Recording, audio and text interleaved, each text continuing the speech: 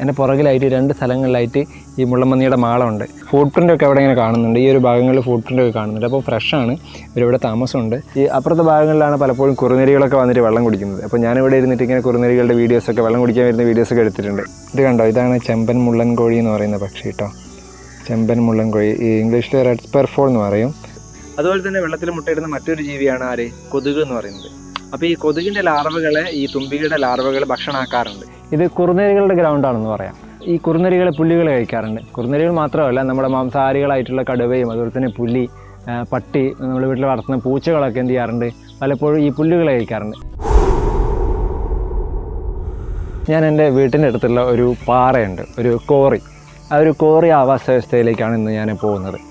ഈ ഒരു കോറിയുടെ പ്രത്യേകത എന്ന് പറയുന്നത് ഒരുപാട് പക്ഷികളൊക്കെ ഞാൻ ഇവിടുന്ന് കണ്ടിട്ടുണ്ട് കേട്ടോ. പക്ഷികൾ മാത്രമല്ല, പലതരത്തിലുള്ള ജീവികൾ, കുറുനരികൾ കണ്ടിട്ടുണ്ട്. അതുപോലെ തന്നെ നമ്മുടെ മുള്ളൻപന്നി, ഉടുമ്പ്, കാട്ടുപൂച്ച, അത്തരത്തിലുള്ള പല ജീവികളെയും ഞാൻ സ്പോട്ട് ചെയ്തിട്ടുള്ളൊരു പ്ലേസാണിത്. അതുമാത്രമല്ല, ഞാൻ ഇവിടെ നിന്നാണ്, ഈ ഒരു പാറയുടെ മുകളിൽ നിന്നാണ്, അല്ലെങ്കിൽ ഈ ഒരു കോറിയിൽ നിന്നാണ് ഞാൻ നമ്മുടെ കുറുനരികളെ പറ്റിയിട്ട് നിർമ്മിച്ചിട്ടുള്ള ഡോക്യുമെൻ്ററി ഷൂട്ട് ചെയ്തത് ഇവിടെ നിന്നാണ്. അപ്പോൾ ഇപ്പോൾ വേനൽക്കാലം ആയതുകൊണ്ട് തന്നെ പല പക്ഷികളും വെള്ളത്തിന് വേണ്ടിയിട്ടും അതുപോലെ തന്നെ ഭക്ഷണത്തിന് വേണ്ടിയിട്ടൊക്കെ ഈ ഒരു ചെറിയൊരു ആവാസ വ്യവസ്ഥയെ ആശ്രയിക്കാറുണ്ട് കേട്ടോ. ഈ ഒരു പ്ലേസിൽ നിന്ന് ഞാൻ ഏകദേശം ഒരു 100ഓളം പക്ഷികളൊക്കെ കണ്ടിട്ടുണ്ട് കേട്ടോ. കാരണം അത്രയും ഒരു വലിയ ഒരു ആവാസ വ്യവസ്ഥയാണെന്ന് തന്നെ ഈ ഒരു പാറക്കുളത്തിന് നമുക്ക് പറയാം. ഇതാണ് ഞാൻ പറഞ്ഞിട്ടുള്ള കോറി ആവാസ വ്യവസ്ഥ. ഇതിലിപ്പോൾ വേനൽക്കാലം ആയതുകൊണ്ട് തന്നെ വെള്ളം കുറവാണ്. എന്നാലും ഇതിനേക്കാൾ വെള്ളം കുറയാറുണ്ട്. പക്ഷേ ഇത്തവണ വേനൽക്കാലത്ത് 2 മഴ കിട്ടിയതുകൊണ്ട് തന്നെ വെള്ളം വലിയ രീതിയിലുള്ള കുറവുണ്ടായിട്ടില്ല. ഈ അപ്പുറത്തെ ഭാഗങ്ങളിലാണ് പലപ്പോഴും കുറുനരികളൊക്കെ വന്നിട്ട് വെള്ളം കുടിക്കുന്നത്. അപ്പോൾ ഞാനിവിടെ ഇരുന്നിട്ട് ഇങ്ങനെ കുറുനരികളുടെ വീഡിയോസൊക്കെ, വെള്ളം കുടിക്കാൻ വരുന്ന വീഡിയോസൊക്കെ എടുത്തിട്ടുണ്ട്. ഞാനിതിൽ കൂടെ ആഡ് ചെയ്യാം കേട്ടോ.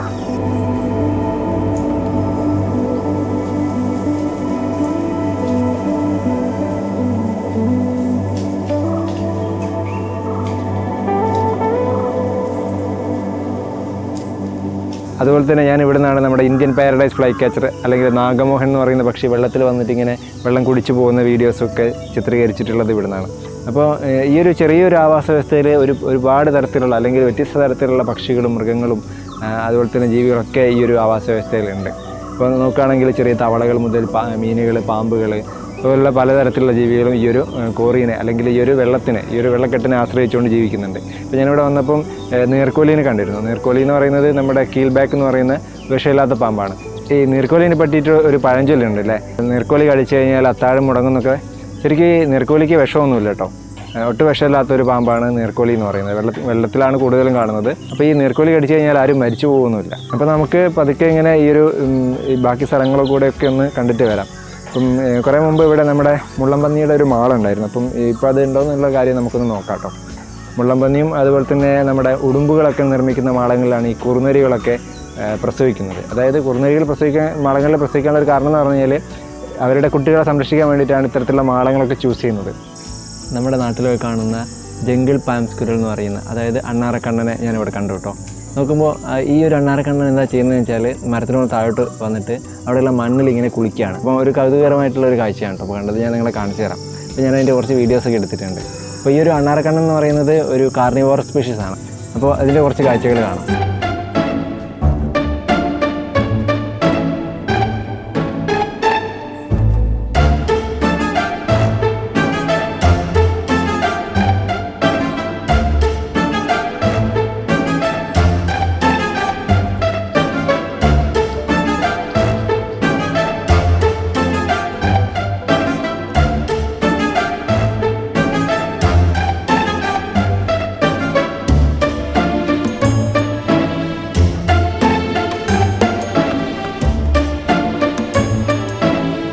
കണ്ടോ, ഇതാണ് ചെമ്പൻ മുള്ളൻ കോഴി എന്ന് പറയുന്ന പക്ഷി കേട്ടോ.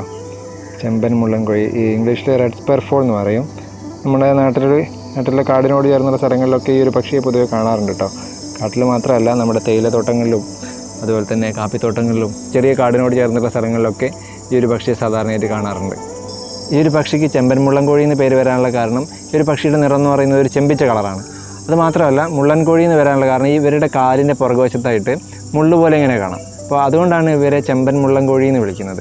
രാവിലെ ആയതുകൊണ്ട് തന്നെ ഇവർ ഭക്ഷണം തേടി ഇറങ്ങിയതാണ്. ഇവർ നമ്മുടെ കോഴികളെ പോലെ തന്നെ കാലുകൊണ്ട് ഇങ്ങനെ മണ്ണിൽ ചിക്കി അവിടെയുള്ള ചെറിയ ജീവികളെയും പുഴുക്കളെയും ഒക്കെ കഴിക്കാറുണ്ട് കേട്ടോ. അതേസമയം എൻ്റെ വീട്ടിലൊക്കെ വരാറുണ്ട്. വീട്ടിൽ വരുമ്പോൾ നമ്മൾ കോഴികൾക്ക് കൊടുക്കുന്ന ഭക്ഷണത്തിന് വേസ്റ്റൊക്കെ ഉണ്ടാകുന്ന സമയത്ത് ഇവർ വന്നിട്ട് കഴിക്കാറുണ്ട്.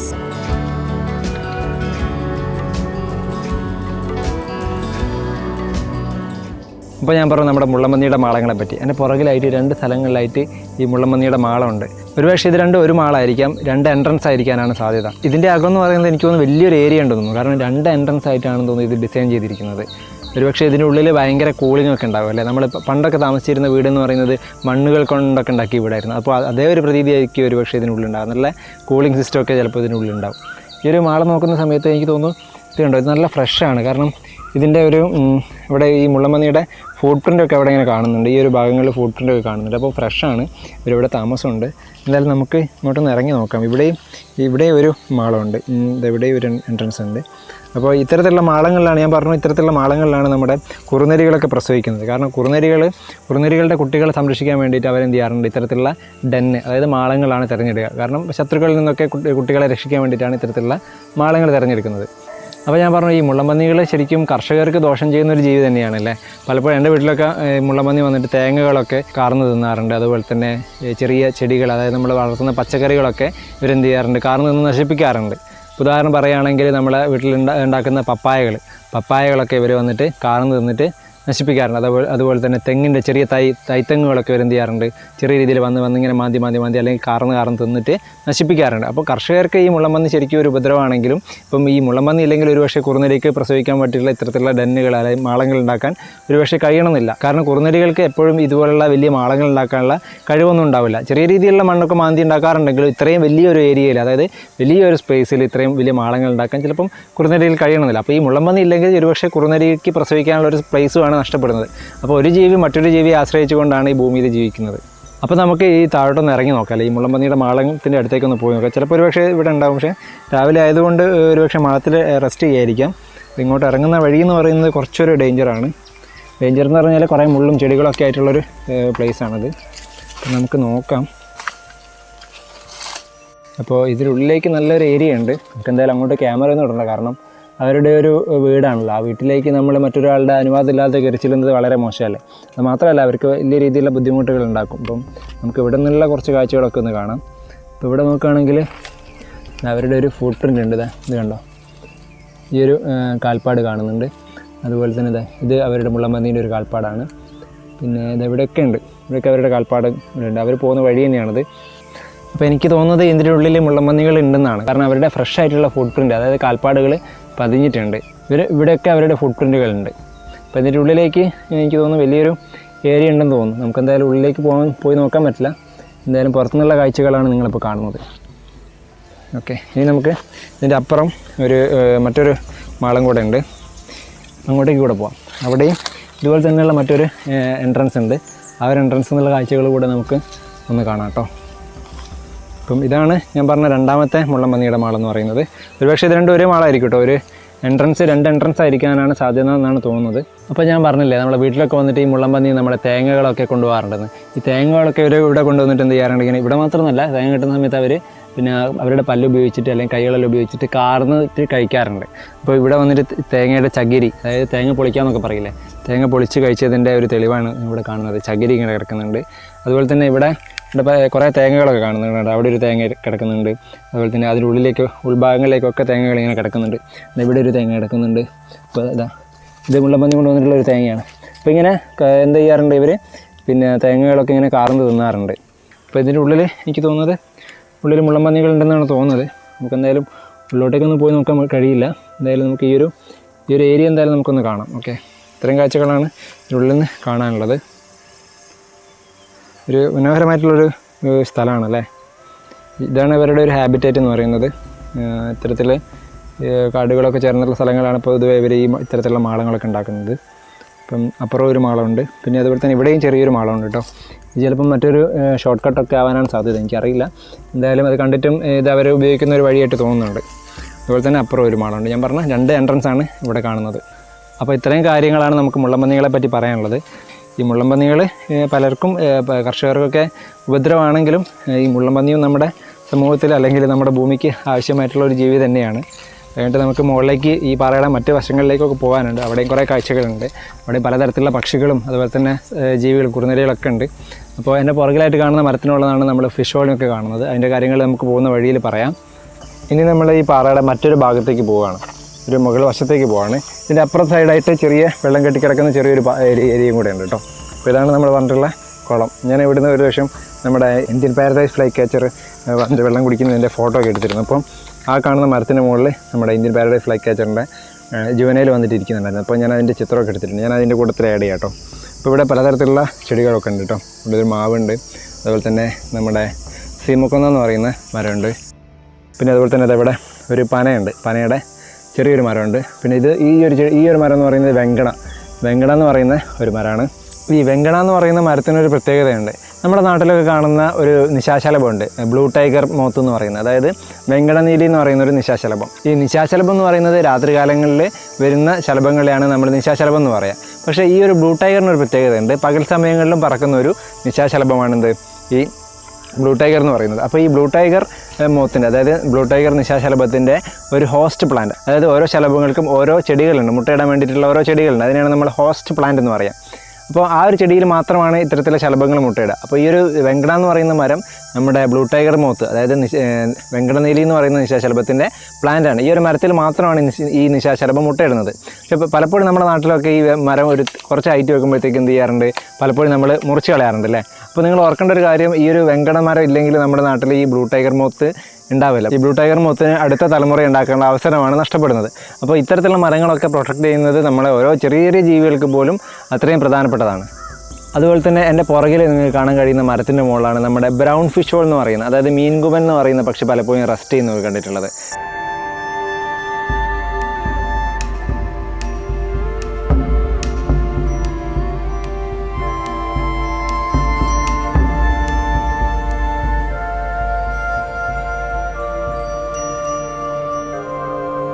ഈ ബ്രൗൺ ഫിഷ് ഹോൾ അല്ലെങ്കിൽ മീൻകുമൻ എന്ന് പറയുന്ന പക്ഷിയുടെ ഒരു പ്രത്യേകത എന്ന് പറയുന്നത് ഇവ കൂടുതൽ മീനുകളെയാണ് കഴിക്കുന്നത്. മീനുകളെ മാത്രമല്ല, എലികളെയും തവളകളെയും അതുപോലെ തന്നെ ചെറിയ തരത്തിലുള്ള മറ്റുള്ള ജീവികളൊക്കെ ഇവ കഴിക്കാറുണ്ട് കേട്ടോ. ഈ പക്ഷി മീനുകളെ കൂടുതലും കഴിക്കുന്നതുകൊണ്ടാണ് ഇവയെ മീൻകുമൻ എന്ന് പേര് വരാനുള്ളൊരു കാരണം. എലികളുടെ എണ്ണങ്ങളെല്ലാം കൺട്രോൾ ചെയ്യുന്നതിൽ ഈ ഒരു പക്ഷിക്കും ചെറിയ രീതിയിലുള്ള പങ്കുണ്ട്. നമ്മുടെ നാട്ടിലൊക്കെ സാധാരണയായിട്ട് കേൾക്കുന്ന ഒരു പക്ഷിയുടെ ശബ്ദം കേൾക്കുന്നുണ്ട്, നിങ്ങളൊന്ന് ശ്രദ്ധിച്ചു നോക്കിയേ. ഇതെന്ന് പറയുന്നത് നമ്മുടെ വൈറ്റ് ചീക്ക്ഡ് ബാർബറ്റ്, അതായത് ചിന്നക്കുട്ടറു എന്ന് പറയുന്ന ഒരു പക്ഷിയുടെ ശബ്ദമാണ്. ഈ ഒരു പക്ഷിയെ നിങ്ങൾ കണ്ടിട്ടില്ലെങ്കിൽ ഒരു പക്ഷേ ഈ ഒരു പക്ഷിയുടെ ശബ്ദങ്ങൾ പലപ്പോഴും കേട്ടിട്ടുണ്ടാവും അല്ലേ. പല സ്ഥലങ്ങളിൽ പല പേരുകളിലാണ് അറിയപ്പെടുന്നത്. ചിന്നക്കുട്ടറുവൻ, അതുപോലെ തന്നെ പച്ചിലക്കിളി, അത്തരത്തിലുള്ള പല പേരുകളാണ് ഈ ഒരു പക്ഷിക്കുള്ളത്. അപ്പോൾ നിങ്ങളുടെ നാട്ടിൽ ഈ ഒരു പക്ഷി എന്ത് പേരിലാണ് വിളിക്കുന്നതെന്നുള്ളതൊന്ന് കമൻറ്റ് ചെയ്യണേ. അതുപോലെ തന്നെ നമ്മുടെ വീട്ടിലൊക്കെ പേരക്കയും ചാമ്പയ്ക്കും ഒക്കെ പഴുക്കുന്ന സമയത്ത് ഈ ഒരു പക്ഷിയാണ് ആദ്യം വന്നിട്ട് കഴിക്കുന്നത്. പലപ്പോഴും നമ്മുടെ പേരക്കയൊക്കെ മോഷ്ടിച്ചു കൊണ്ടുപോകുന്ന ഒരു പക്ഷി കൂടിയാണ് ഈ ചിന്നക്കുട്ടറു എന്ന് പറയുന്നത്. അപ്പോൾ ഇതാണ് നമ്മുടെ പാറക്കുളം എന്ന് പറയുന്നത്. പലപ്പോഴും ഇവിടെ നമ്മുടെ ഏഷ്യൻ പാരഡൈസ് ഫ്ലൈ ക്യാച്ചറൊക്കെ വന്നിട്ട് വെള്ളം കുടിക്കുന്നൊക്കെ ഞാൻ ഇവിടുന്ന് വീഡിയോസൊക്കെ എടുത്തിട്ടുണ്ട് കേട്ടോ. അപ്പം ഇതിനപ്പുറത്തായിട്ട് ഈ ഒരു പാറയുടെ അപ്പുറത്ത് ആ ഒരു ഭാഗങ്ങളിലായിട്ട് ഈ മഴ പെയ്യുന്ന സമയങ്ങളിൽ വെള്ളം ഇങ്ങനെ കെട്ടി നിൽക്കാറുണ്ട്. അപ്പോൾ ഈ ഒരു ചെറിയൊരു സ്പേസിൽ തന്നെ ഒരുപാട് ജീവികളുണ്ട് കേട്ടോ. ജീവികൾ എന്ന് പറയുമ്പം ആ ഒരു വെള്ളത്തിനെ ആശ്രയിച്ച് നിൽക്കുന്ന തവളകളുണ്ട്, അതുപോലെ തന്നെ മീനുകളുണ്ട്, അതുപോലെ വെള്ളം കുടിക്കാൻ വരുന്ന മറ്റുള്ള ജീവികളുണ്ട്. അപ്പോൾ അത്തരത്തിലുള്ള തുമ്പികളുണ്ട്, വെള്ളത്തിൽ മുട്ടയിടുന്ന തുമ്പികളുണ്ട്. അപ്പോൾ ഈ പറക്കുന്നത് നമ്മുടെ ഓണത്തുമ്പി എന്ന് പറയുന്ന തുമ്പിയാണ്. കാണുന്നുണ്ടോ എന്ന് അറിയില്ല. ഈ പറക്കുന്നത് നമ്മുടെ ഓണത്തുമ്പി എന്ന് പറഞ്ഞ തുമ്പിയാണ്. അപ്പോൾ ഇത്തരത്തിലുള്ള തുമ്പികളൊക്കെ ഈ ഒരു വെള്ളങ്ങളിലാണ് മുട്ടയിടുന്നത്, ശുദ്ധജലങ്ങളിലാണ് ഈ തുമ്പികളൊക്കെ മുട്ടയിടുന്നത്. അപ്പോൾ ഈ ഒരു ചെറിയൊരു ആവാസ വ്യവസ്ഥയിൽ തന്നെ ഒരുപാട് ജീവികൾ ഉണ്ടാവാറുണ്ട്.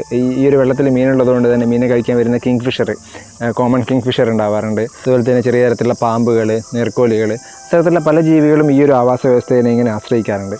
അപ്പം ഈ ഒരു സ്ഥലം കാണുമ്പോൾ തന്നെ നമുക്ക് ഒരു മനസ്സിനൊക്കെ ഒരു കുളിർമയുള്ള ഒരു സ്ഥലമാണെന്ന് തോന്നുന്നുണ്ട് അല്ലേ.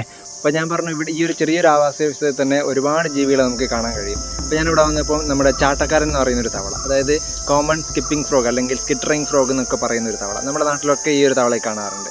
ചെറിയൊരു വെള്ളം കെട്ടിക്കിടക്കുന്ന സ്ഥലങ്ങളിൽ പോലും ഈ ഒരു തവളയെ നമുക്ക് കാണാറുണ്ട്. ഈ ഒരു തവളയ്ക്ക് ചാട്ടക്കാരൻ എന്ന് പേര് വരാനുള്ള ഒരു കാരണം, ഈ ഒരു തവളയുടെ ഒരു പ്രത്യേകത എന്ന് പറയുന്നത് തന്നെ വെള്ളത്തിന് മുകളിലൂടെ ഇങ്ങനെ ചാടി പോകാനുള്ള കഴിവാണ്, അതായത് സ്കിപ്പ് ചെയ്ത് പോകാനുള്ള കഴിവാണ്. അതായത് നമ്മൾ കല്ലൊക്കെ എടുത്ത് ഇങ്ങനെ ചെരിച്ചെറിയുന്ന സമയത്ത് എന്ത് ചെയ്യാറുണ്ട്, കല്ലിങ്ങനെ സ്കിപ്പ് ചെയ്ത് പോകും അല്ലേ. അതുപോലെ തന്നെയാണ് ഈ ഒരു തവളയും വെള്ളത്തിന് മുകളിലൂടെ ഇങ്ങനെ ചാടി പോകും. ആ ഒരു കഴിവ് ഈ ഒരു തവളയ്ക്ക് മാത്രമാണുള്ളത് കേട്ടോ. അപ്പോൾ അതുകൊണ്ടാണ് ഈ ഒരു തവളയെ സ്കിപ്പിംഗ് ഫ്രോഗ് അല്ലെങ്കിൽ സ്കിറ്ററിംഗ് ഫ്രോഗ് എന്നൊക്കെ പറയുന്നത്. മലയാളത്തിൽ ഇതിനെ ചാട്ടക്കാരൻ എന്നാണ് വിളിക്കുക. അതുപോലെ തന്നെ ഈ ഒരു സ്ഥലത്ത് ഒരുപാട് തുമ്പികളൊക്കെ ഉണ്ട് കേട്ടോ. ഈ തുമ്പികളൊക്കെ ഇവിടെ നിൽക്കാനുള്ള ഒരു കാരണം എന്ന് പറഞ്ഞു കഴിഞ്ഞാൽ, ഈ തുമ്പികളുടെ ഒരു പ്രത്യേകത, ശുദ്ധജലങ്ങളിൽ മുട്ടയിടുന്ന ജീവികളാണ് തുമ്പികൾ.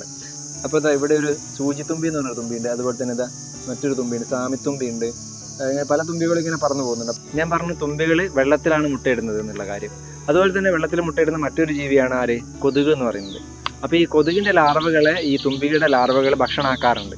അതായത് നമ്മുടെ കൊതുകിൻ്റെ ലാർവകളെ ഏറ്റവും കൂടുതൽ ഭക്ഷണമാക്കുന്ന ഒരു ജീവി എന്ന് പറയുന്നത് നമ്മുടെ തുമ്പികൾ തന്നെയാണ്. അതായത് തുമ്പികളുടെ ലാർവകളാണ്. ഈ തുമ്പികളുടെ ലാർവകൾ ഏറ്റവും കൂടുതൽ ഭക്ഷണമാക്കുന്നത് നമ്മുടെ കൊതുകുകളുടെ ലാർവയാണ്. അതുപോലെ തന്നെ തുമ്പിയുടെ ലാർവകൾ വിരിഞ്ഞ് തുമ്പിയാവുന്ന സമയത്ത് തുമ്പികളും ഈ നമ്മുടെ കൊതുകുകളെ ആഹാരമാക്കാറുണ്ട് കേട്ടോ. അപ്പോൾ മനുഷ്യന് അസുഖം പരത്തുന്ന കൊതുകുകളുടെ ഒക്കെ എണ്ണം നിയന്ത്രിക്കുന്നതിൽ ഒരു പ്രധാന പങ്ക് വഹിക്കുന്ന ജീവിയാണ് തുമ്പികൾ. അതുപോലെ നമ്മുടെ നാട്ടിലുള്ള ചെറിയ ശുദ്ധജലങ്ങളിലൊക്കെ കെട്ടിക്കിടക്കുന്ന സ്ഥലങ്ങൾ, വയലുകൾ, ചെറിയ കുളങ്ങളൊക്കെ മണ്ണിട്ട് നികത്തുന്ന സമയത്ത് നമ്മൾ ആലോചിക്കേണ്ടത് ഈ തുമ്പികളുടെ ഒരു ആവാസ വ്യവസ്ഥയാണ് ശരിക്കും അവിടെ നശിക്കുന്നത്. ആവാസ വ്യവസ്ഥ മാത്രമല്ല, തുമ്പികൾ മുട്ടയിടുന്ന സ്ഥലങ്ങളാണ് അവർക്ക് നഷ്ടപ്പെടുന്നത്. അപ്പോൾ ഈ തുമ്പികളില്ലെങ്കിൽ എനിക്കൊരു പ്രശ്നമില്ല എന്നുള്ള പലപ്പോഴും നമ്മളൊക്കെ ചിന്തിക്കും അല്ലേ. ശരിക്കും അങ്ങനെയല്ല. തുമ്പികളില്ലെങ്കിൽ എന്താണ് പ്രശ്നം? ഞാൻ നേരത്തെ പറഞ്ഞ പോലെ തുമ്പികളില്ലെങ്കിൽ കൊതുകുകളുടെ എണ്ണം വർദ്ധിക്കും. അതായത് കൊതുകുകളുടെ കൂത്താടികളെ ഭക്ഷണമാക്കുന്നത് തുമ്പികളുടെ ലാർവകളുടെ ഒരു പ്രധാനപ്പെട്ട ജോലിയാണ്. അപ്പോൾ ഈ തുമ്പികളില്ലെങ്കിൽ നമ്മുടെ കൊതുകുകളുടെ കൂത്താടികൾ പെരുകും. കൂത്താടികൾ പിന്നെ കൊതുകുകളാവും. കൊതുകുകൾ നമുക്ക് എന്ത് ചെയ്യും?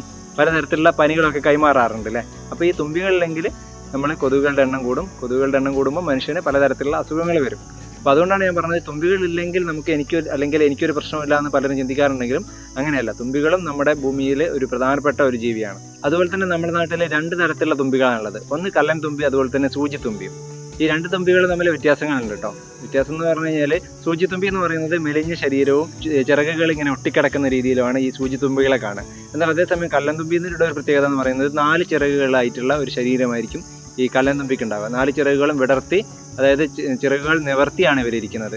എന്നാൽ അതേസമയം സൂചിത്തുമ്പി ചിറകുകൾ ഒതുക്കി അടുപ്പിച്ചാണ് ഇരിക്കുന്നത്. ഇപ്പോൾ ഞാൻ പറഞ്ഞ് ഒരു ഗ്രൗണ്ട് പോലുള്ള ഒരു സ്ഥലത്തെത്തിയിട്ടുണ്ട്. ഈ ഗ്രൗണ്ട് എന്ന് പറയുന്നത് നമ്മൾ കളിക്കുന്ന ഗ്രൗണ്ടൊന്നും അല്ല, ഇത് കുറുനരികളുടെ ഗ്രൗണ്ടാണെന്ന് പറയാം. പലപ്പോഴും കുറുനരികളുടെ കുട്ടികളാകുന്ന സമയത്ത് കുട്ടികളെ കൊണ്ട് ഇവിടെ വന്നിട്ടാണ് ഇവർ കളിപ്പിക്കാറുള്ളത്. അതായത് കുട്ടികൾക്ക് കളിക്കാൻ വേണ്ടിയിട്ടുള്ള ഒരു പ്ലേ ഗ്രൗണ്ട് എന്നൊക്കെ നമുക്ക് പറയാം. അതായത് കുട്ടികളാകുന്ന സമയത്ത് പലപ്പോഴും കുട്ടികൾ അങ്ങോട്ടും ഇങ്ങോട്ടൊക്കെ അടി കൂടുമല്ലേ. അപ്പോൾ അതിന് വേണ്ടിയിട്ടും അതുപോലെ തന്നെ ഓടി കളിക്കാനൊക്കെ ഉള്ള ഒരു ഗ്രൗണ്ടാണ് ഈ ഒരു കാണുന്ന സ്പേസ് എന്ന് പറയുന്നത്. അതുപോലെ തന്നെ ഈ ഒരു ഗ്രൗണ്ടിനെ നമുക്ക് അവരുടെ ഒരു ഡൈനിങ് ഹോളാണെന്ന് വേണമെങ്കിൽ പറയാം. ഇവിടെ നിന്നാണ് അവർ ഒരുമിച്ച് കഴിക്കുന്നത്. കാരണം കുട്ടികളാകുന്ന സമയത്ത് കുറേ ദൂരത്തേക്കൊന്നും അവരെ കൊണ്ടുപോകുന്നില്ല. അപ്പം അച്ഛൻ കുറുനരി അമ്മ കുറുനരികളൊക്കെ ഭക്ഷണങ്ങൾ ഇവിടെ വന്നിട്ട് ഇവിടെ നിന്നാണ് അവർക്ക് ഷെയർ ചെയ്യുന്നത്. അതായത് നമ്മൾ അമ്മക്കിളികൾ പിന്നെ കുഞ്ഞുങ്ങൾക്ക് കൂട്ടിൽ എത്തിച്ചു കൊടുക്കാറില്ല. അതുപോലെ തന്നെ കുറുനരികൾ എന്ത് ചെയ്യാറുണ്ട്? അവർക്ക് വേണ്ടിയിട്ടുള്ള ഭക്ഷണങ്ങൾ ഈ ഒരു സ്ഥലത്ത് കൊണ്ടുവന്നിട്ട് ഇവിടെ നിന്നാണ് അവർക്ക് ഭക്ഷണങ്ങൾ ഷെയർ ചെയ്യുന്നത്. അതുപോലെ തന്നെ ഇവിടെ നോക്കുകയാണെങ്കിൽ നമുക്ക് ഒരു തരത്തിലുള്ള ഒരു പുല്ല് കാണാൻ കഴിയും. ഈ ഒരു പുല്ലിൻ്റെ പ്രത്യേകത എന്ന് പറയുന്നത് ഈ കുറുനരികൾ പുല്ലുകൾ കഴിക്കാറുണ്ട്. കുറുനരികൾ മാത്രമല്ല, നമ്മുടെ മാംസാഹാരികളായിട്ടുള്ള കടുവയും അതുപോലെ തന്നെ പുലി,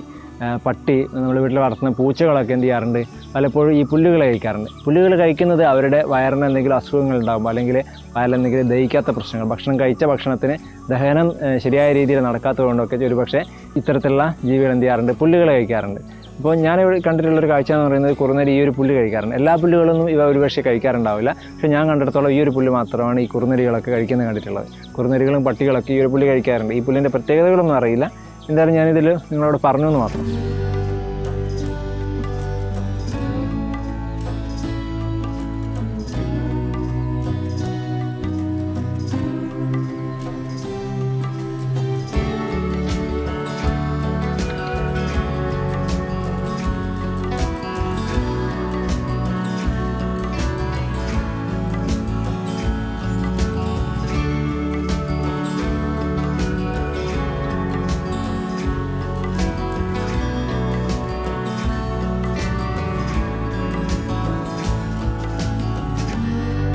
പലപ്പോഴും ഞാനിവിടെ വരുന്ന സമയത്ത്, അതായത് കുറുനരികളെ കുട്ടികളൊക്കെ ആകുന്ന സമയത്ത് നമ്മുടെ വീട്ടിലൊക്കെ വന്നിട്ട് ചെരുപ്പുകളൊക്കെ കടിച്ചു കൊണ്ടുപോകാറുണ്ട്. അതായത് പിന്നെ അവർക്ക് കടിച്ചു കൊണ്ടുപോകാൻ പറ്റുന്ന വെയിറ്റുള്ള ചെറിയ സാധനങ്ങളൊക്കെ അവരെന്ത് ചെയ്യാറുണ്ട്? അവർക്ക് കളിക്കാൻ വേണ്ടിയിട്ട് ഇങ്ങനെ കടിച്ചു കൊണ്ടുപോകാറുണ്ട്. എൻ്റെ വീട്ടിൽ രാത്രി സമയങ്ങളിൽ വന്നിട്ട് നമ്മുടെ ചെരുപ്പും അതുപോലെ തന്നെ ചെറിയ ചെറിയ സാധനങ്ങൾ, തൊപ്പി, അതുപോലെ തന്നെ ഷർട്ടിൻ്റെ തുണികളുടെ കഷ്ണങ്ങളൊക്കെ അവരെന്ത് ചെയ്യാറുണ്ട്? കൊണ്ടുവന്നിട്ട് ഇവിടെ ഇടാറുണ്ട്. എന്നിട്ട് ഇവിടെ നിന്ന് അവരെന്ത് ചെയ്യാറുണ്ട്? അതെടുത്ത് അങ്ങോട്ട് കടിച്ചും വലിച്ചും ഒക്കെ കളിക്കാറുണ്ട്. അങ്ങനെ കൊണ്ടുവന്നിട്ടുള്ള ഒരു സാധനമാണ് ഇവിടെ കിടക്കുന്ന നമ്മുടെ ഒരു PVCയുടെ ഒരു പൈപ്പ് എന്ന് പറയുന്നത്. ഞാൻ ഇവിടെ വന്നപ്പോൾ കണ്ടതാണ്. അപ്പോൾ ഇത്തരത്തിലുള്ള ചെറിയ സാധനങ്ങളൊക്കെ അവർ ഇവിടെ ഈ ഒരു ഏരിയയിൽ കൊണ്ടുവന്നിട്ട് ഇവിടെ നിന്നാണ് അവരിങ്ങനെ കളിക്കുന്നത്. അപ്പോൾ ഇത് ശരിക്കും അവരുടെ ഒരു പ്ലേ ഗ്രൗണ്ട് എന്ന് വേണമെങ്കിൽ നമുക്ക് പറയാം. ഇവിടെ നമുക്ക് വാട്ടർ സ്നെയിൽ എന്ന് പറയുന്ന, ഞമണിക്ക എന്നൊക്കെ പറയുന്ന ഒരു ജീവിനെ കാണാം. ഒരു ഒച്ച്, അതായത് വെള്ളത്തിലൊക്കെ കാണുന്ന വാട്ടർ സ്നെയിൽ, വെള്ളത്തിലൊക്കെ കാണുന്ന ഒച്ചിനെയാണ് പിന്നെ ഞങ്ങളുടെ നാട്ടിൽ ഇതിനെ നമച്ചി എന്നൊക്കെ പറയും കേട്ടോ. അപ്പോൾ അതും ഈ ഒരു ചെറിയൊരു ആവാസ വ്യവസ്ഥയിൽ ജീവിക്കുന്നുണ്ട്. അപ്പോൾ ഈ ഒരു ചെറിയൊരു ഏരിയയിൽ തന്നെ ഒരുപാട് ജീവികളുണ്ട്. ഒരുപാട് ജീവികൾ എന്ന് പറയുമ്പോൾ ഞാൻ പറഞ്ഞു, ചെറിയ മീനുകളുണ്ട്, അതുപോലെ തന്നെ തവളകളുണ്ട്, തുമ്പികളുണ്ട്, അതുപോലെ തന്നെ ഇതിൻ്റെ മുകളിലേക്ക് പലപ്പോഴും ഫിഷ് ഹോളിനൊക്കെ കാണാറുണ്ട്. അപ്പോൾ ഫിഷ് ഹോൾ ഇവിടെ വന്നിട്ട് ചെറിയ മീനുകളെ അതുപോലെ തന്നെ തവളകളൊക്കെ ആഹാരമാക്കാറുണ്ട്. ഈ തവളകൾ എന്ത് ചെയ്യും, തവളകൾ ഇവിടെ ഇരിക്കുന്നതിൻ്റെ ഇവന്മാരൊക്കെ ഇവിടെ ഇരിക്കുന്നതിൻ്റെ ഉദ്ദേശം എന്ന് പറയുന്നത് ഇതിന് മുകളിലൂടെ പറക്കുന്ന തുമ്പികൾ മുട്ടയിടാൻ വേണ്ടിയിട്ട് ഈ ഒരു വെള്ളത്തിൽ വരാറുണ്ട്. അപ്പോൾ ഈ തുമ്പികളൊക്കെ ചാടി പിടിക്കുകയാണ് ഇവരുടെ ഒരു ഹോബി, അല്ലെങ്കിൽ ഭക്ഷണത്തിന് വേണ്ടിയിട്ടാണ് ശരിക്കും ഇവരിവിടെ നിൽക്കുന്നത്. ഞാനിവിടെ വന്നപ്പോൾ നമ്മുടെ നാട്ടിൽ കാണുന്നൊരു ഓന്തുണ്ട്, അതായത് ഗാർഡൻ ലിസാർഡ് എന്ന് പറയുന്ന, ഓറിയൻ്റൽ ഗാർഡൻ ലിസാർഡ് എന്ന് പറയുന്ന ഓന്ത്. ഈ ഓന്ത് ഒരു തുമ്പിനെ പിടിച്ചിട്ടുണ്ട്. അപ്പോൾ ഞാനതിൻ്റെ കുറച്ച് വീഡിയോസ് കൂടെ അതിൽ കാണിച്ചു തരാം കേട്ടോ.